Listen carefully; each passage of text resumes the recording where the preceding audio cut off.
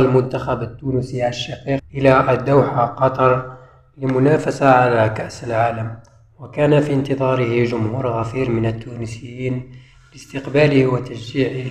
فحظا أوفر للمنتخب التونسي الشقيق في مونديال الذي سيقام بعد 6 أيام من الآن، وإن شاء الله يمر إلى الدور الثاني، ولم لا الأدوار المتقدمة إن شاء الله. حظ أوفر للمنتخب التونسي.